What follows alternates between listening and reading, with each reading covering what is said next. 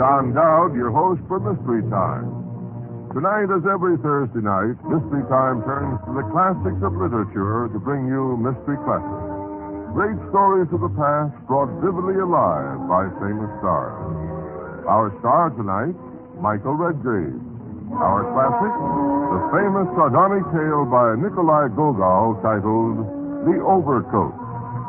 It is a story full of the drama and the human compassion for which Gogol is noted. Michael Redgrave, with his accustomed skill, brings to vivid reality the part of the modest government clerk, Akaky Akakievich Basmachkin.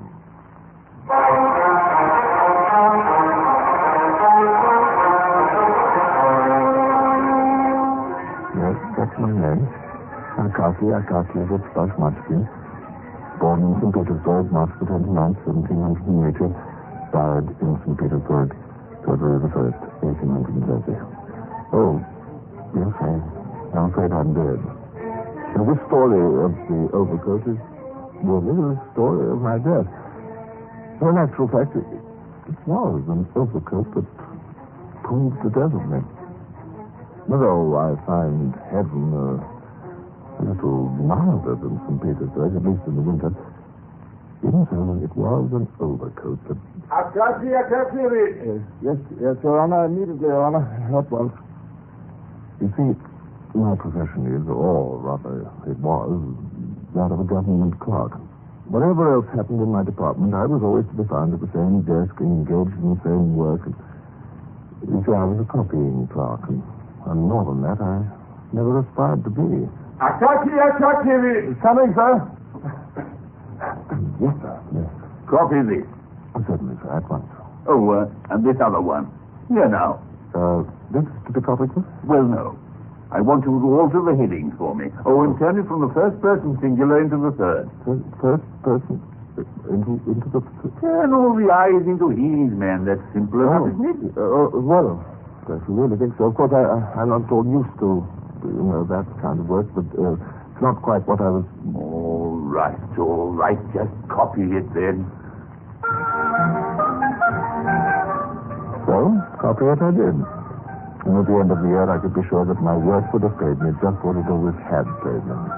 Exactly 400 rubles. There isn't in Petersburg a mortal foe of the copying clerks who only earn 400 rubles a year. And that foe is the Russian winter.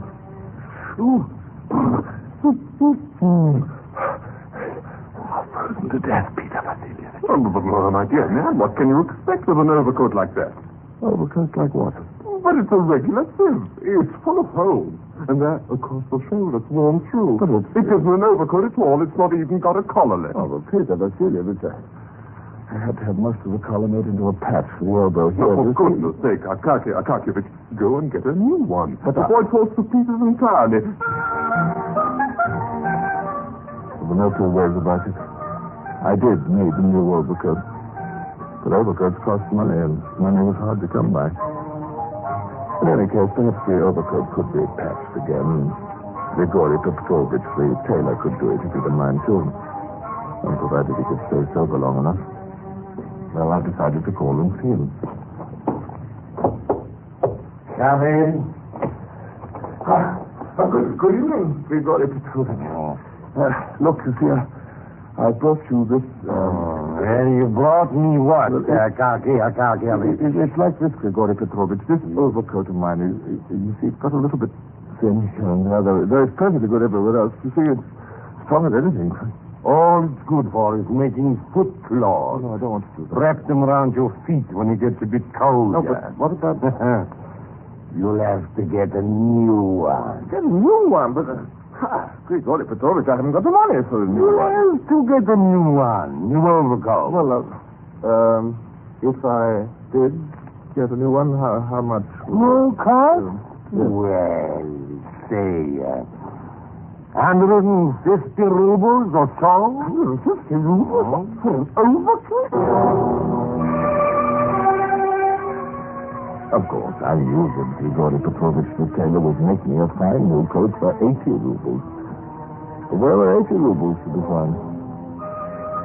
Oh, yes, it was so surprised. If I give up burning candles in the evenings, of course, well, I can always call in on the landlady for a few minutes if I need to see what I'm doing. Well, if I take longer strides and walk very carefully, maybe my shoes will last a bit longer and I'll be able to save on the resoling. Well, the fact is, I'll just have to cut down expenses. Oh, yes. It was all very difficult, saving up those 80 rubles. It was taking a very long time indeed, months and months and months. And it would have taken... But then suddenly, I had a stroke of luck. Akaki, Sorry, sir. Yes. You've been with the department a long time, Akaki. 28 years this February, sir. A long time. But, sir, I hope... I've always tried in every way for... never... for a single moment. Exactly. And so as a reward for your good service, I've persuaded His Excellency to allow you a gratuity. Gratuity, sir? Exactly. A gratuity in recognition of service. The amount agreed is 60 rubles. 60 rubles? Oh, thank you, sir. Oh, But, sir? I suppose you'll... What, sir? I suppose you'll now be getting a new overcoat.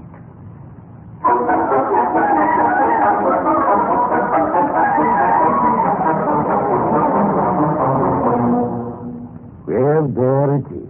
The best value for money you'll get in St. Petersburg. Certainly does look very handsome.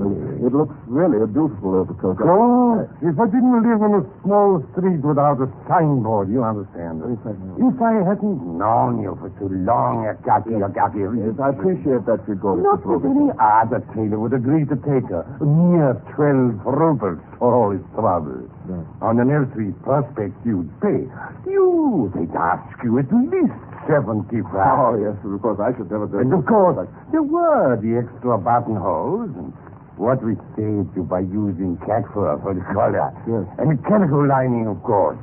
It's not quite so good as silk, but it saved you. At least it saved you. Thank you, Grigori Petrovich. 80 rubles exactly. I say 10 kopecks for your trouble. Thank you. And take just a drop to your health.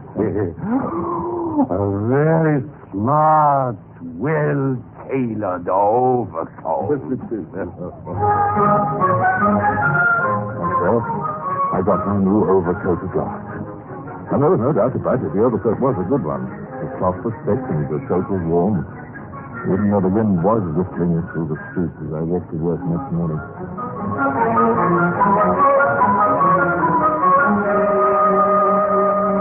Oh, it's cold enough to freeze you. Sit at the board. Oh, what do you think so? I was thinking it was rather warmer this morning. That's just because I've got a... You said warmer? In an old rag of a coat like... Oh, wait a minute. What? Why, you've got a new overcoat. Yes, you like it. Listen, everybody. Akaki has got a new overcoat at last. Magnificent, my dear fellow. Could anything be more elegant or warmer? Or more becoming? Dear fellow, I congratulate you. Oh, no. It's nothing really, but you really do... Magnificent. Well, I'm sure I shouldn't have... Well, I tell you what we'll do. Today happens to be my name day. Yes, believe it or not. Will you all come round to my apartment this evening? And then we'll have a little party to launch the overcoat. You'll come?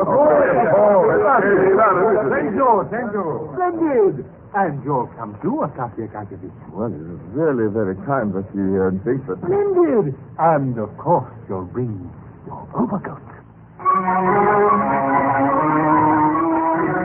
And so, in due course, I made my way across the town to Vasily's apartment. And since Vasily was an assistant head clerk, of course, that meant he lived in the better part of the town, a long, long way away from my modest room. The streets were gay with lamps, and sledges dashed along through the snow, their bells jingling merrily, and I was as warm as toast and as happy as a lark. And as for the party, well, that was a great success. My friend, I tell you that a man who possesses an overcoat like yours cannot possibly live where it is this. Oh, no, but Peter Vasilievich, it's getting on for midnight. Oh, with an overcoat like yours, Akaki, It does more natural. Who's ready for a game of cards? He said, Nikolai. Yes, wonderful. Of course. Come on. No, I'm very sorry. No, I don't play cards. I've never yet... Oh, then you can sit and what? And have a drink. Everybody have another drink. Oh, no, thank you. I really think, though, if you don't mind... Nonsense. Drop your chair. What? Well, thank you very much. If you'll just excuse me for a moment. Just a moment. I will be back in a moment. While the rest of the party settled down to their cars, I gracefully withdrew, picked up my overcoat from the floor of a passage where I was horrified to find it lying, dusted it off, and put it on quietly, and let myself out into the street. The street lamps grew less and less. The streets themselves grew meaner. And soon, there was not another soul abroad but myself. The fuel muffled the sound of my footsteps. The shuttered windows of the wooden houses threw no chink of light. At last I came to a deserted square. A photo of strange presentiment of evil waiting for me there in the darkness. Then, halfway across the emptiness of the square, two figures loomed up suddenly out of the darkness. Oh, I'm sorry, you startled me. Give me that overcoat. What's wrong? My Yes, your overcoat. I say it's mine. Oh, but how can it be? No, this is my overcoat. It's a new one. Yeah, but so many. No. Come on up. No. No, let me go. Let me go. I told you to keep your mouth shut. No. Come on. Give it back to me. I had been robbed. The overcoat which I'd saved up so painfully had been stolen from me the very first night I had worn it. And as I stumbled after them through the snow, the fields vanished away into the darkness. The deserted square fell back into utter silence. Only one glimmer of light could be seen across it, the light from a sentry box. I ran frantically towards it. What's all the noise about? I've been robbed. You were asleep. Asleep on duty. You let them rob me. Now, steady on. Who's been robbed? I have. They've stolen my overcoat. You let them steal it. I let them steal it? Yes. You let them steal it? What do you But mean? I saw you talking to the men out there. I thought they were your friends. No. Well, why didn't you shout out if they were robbing you? Because they stole me. I couldn't speak. They stole my overcoat. Why don't you go after them? Why don't you arrest them? Well, they must be a couple of versts away by now. No, they're lost. Now, if they stole your overcoat, you'll have to report it. Tomorrow morning. No, but to the superintendent. No, but my overcoat. What can I do about that? Now, you just take my advice, go off home before you catch your death of cold. Standing about on a night like this with no coat on.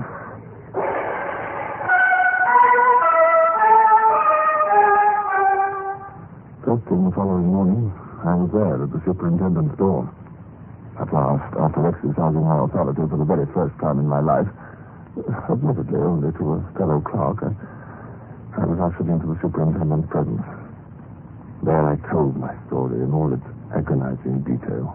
Now, one moment, if you were on your way home, and it was late. You had been somewhere very late at night. Right? Shall I tell you where you had been, sir? Where? But You had been to a place of ill repute, sir. That is where you had been. No! Oh, that's absurd. I've never done such a thing in my And life. after such an expedition, such a debauch, you have the cool effrontery to come here, with a complaint about the loss of an overcoat. But shall I tell you something, my dear sir? But no. Well, yes. What? I very much doubt whether you had the overcoat with you at all after you left the, What? Well, after you, set out for your home. I was attacked by thieves. They did steal my overcoat. I tell you, they did. I know they did. Well, sir, we shall see. Yes, we shall see, sir. And now, sir, if you will pardon me, good day, sir.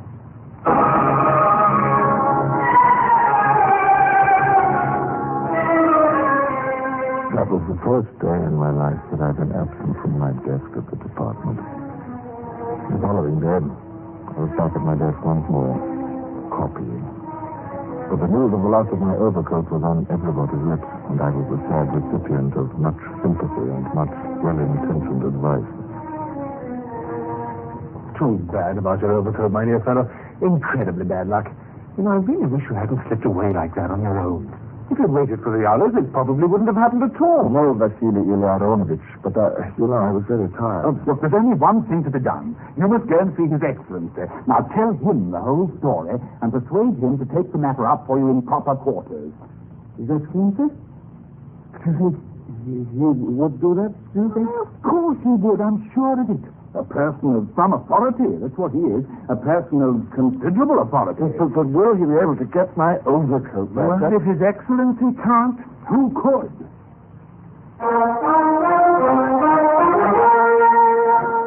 His Excellency was indeed a person of the very highest authority. His bearing was dignified and majestic, and he was held in considerable awe.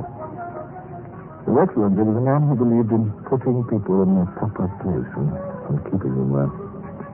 Nevertheless, he was a man with a kind heart, a good-natured man with his equals, and one who was fond of his friends, even more fond of impressing them. He was impressing one of them the day that I called upon him. This fellow, whatever he is, that's waiting to see me, what's his name again? Akaki Akakievich Bashmatskin, Your Excellency. Curious name. And what is he, would you say? A clerk, did you say? Yes, Your Excellency. A copying clerk in the department. Very well. Have him come in. This will probably amuse you, my dear Count. A copying clerk from the department to see me. Oh, good, eh? Give them an inch, these clerks, and they'll take a mile. What on earth can he want with me? Really? Well, we shall see what we can do for him, eh? Akaki Akakievich Bashmatskin, Your Excellency. Well, what do you want? Well, speak up, man. I shan't eat you. Have you lost your tongue? Eh? Have you? Please, Your Excellency, Don't go on, man. Go on. Don't just stand there. my overcoat, Your Excellency. Your overcoat? What the deuce are you talking about? You come here taking up my valuable time babbling about your overcoat. What's the matter with it anyway? I've lost it, Your Excellency. Lost it? Do you mean to say that you've got the confounded effrontery to come here? That says it was stolen, Your Excellency. A new overcoat that cost me 80 rubles. It was stolen off my back by a pack of thieves. What, sir? You come and bother me about it? Me? Don't you know the proper way to proceed? But don't you know how things are done? You ought first to have handed in your petition to the office. But I ventured, Your Excellency, clerks are very undependable. How dare you, sir? What sort of ideas are these? Do you realize who you are talking to, sir? Yes, sir. You realize who I am? Sir. Get out! Let's hear more of this tomfoolery and overcoat indeed. How I managed to crawl away, how I got out into the street even, I never knew.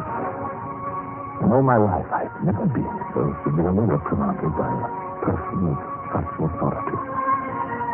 I went out into a snowstorm that was whistling through the street. The wind blew and buffeted me from corner to corner across the town. The wind, which only a good warm overcoat could help to keep us going.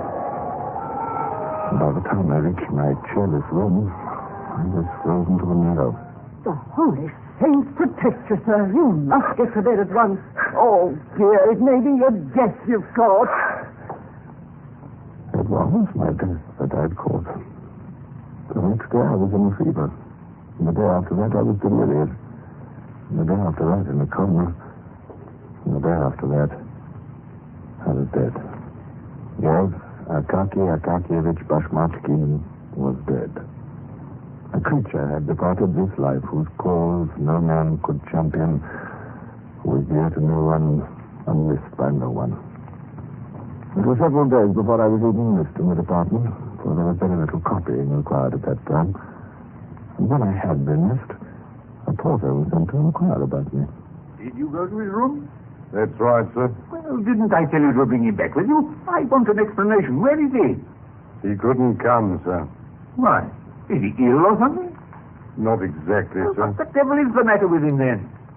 Well, sir, they buried him 3 days ago. No. Really? Dear me. Peter Vasilievich. Yes, sir. You wanted me? Yes. Akaki Akakiyevich is dead. You'll have to copy this.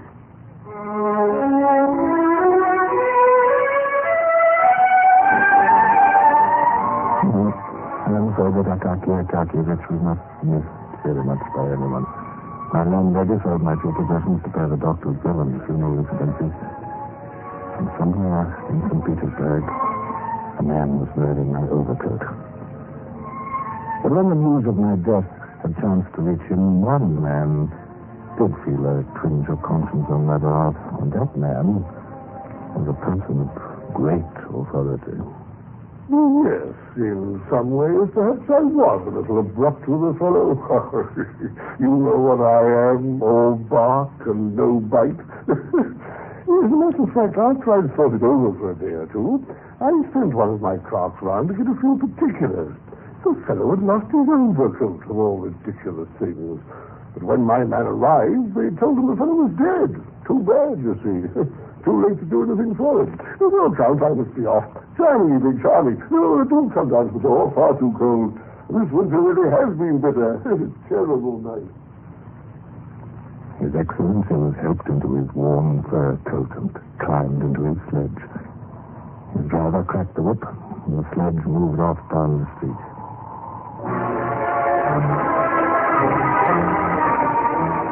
His Excellency had turned up his collar against the wind and settled himself under his pile of furs.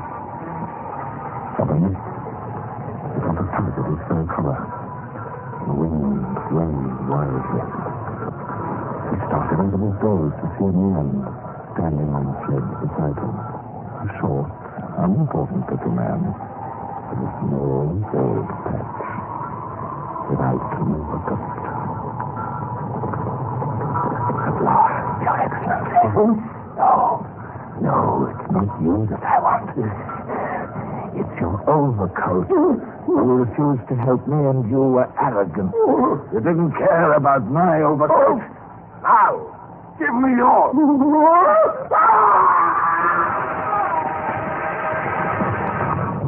Oh, yes, His Excellency gave up his overcoat. He tore it off and flung it out of the sledge into the road. And the driver cracked his whip with his eyes jumping out of his head, and the horses galloped away into the night. His Excellency arrived back, chilled to the marrow, for his had been a very fine overcoat. Oh, yes.